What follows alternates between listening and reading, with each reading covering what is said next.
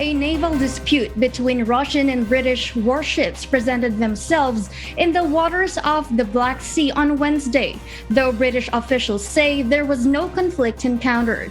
Elsie Marcos tells us the details live. Yes, Elsie, please go ahead.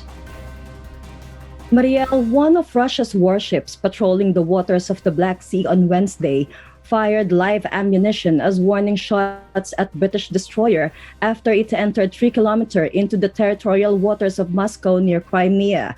According to the Defense Ministry of Russia, the HMS Defender ignored the signals of intrusions as they neared Russia's naval base in Crimea. Russia's Su-24 bomber then deployed 4 bombs in the forefront of the Defender to further convince to reroute, which they did moments later.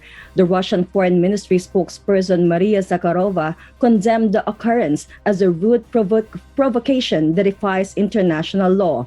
A UK military attaché was called in to explain the action of the crew, urging the British officials to investigate the dangerous move. On the other hand, the Defense Ministry of Britain denied claims that the destroyer was fired on or has breached Russian waters, but rather they sailed through Ukrainian waters. The UK is one of many nations alongside the North Atlantic Treaty Organization allies that have agreed in supporting Ukraine with boosting their naval capabilities. However, in previous weeks, Russian armed forces officials criticized the movement of warships in the borders of Russian waters.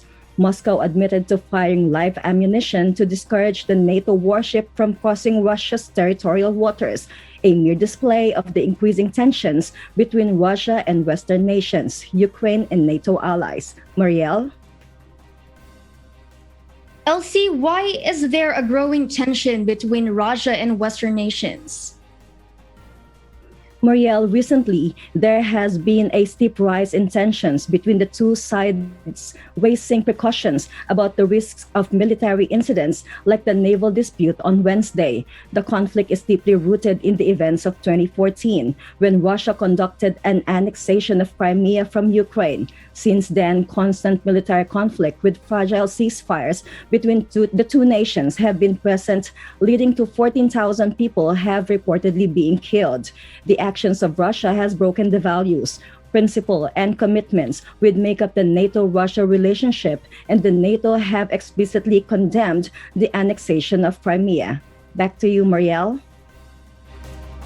All right, Elsie Marcos, thank you for that live report.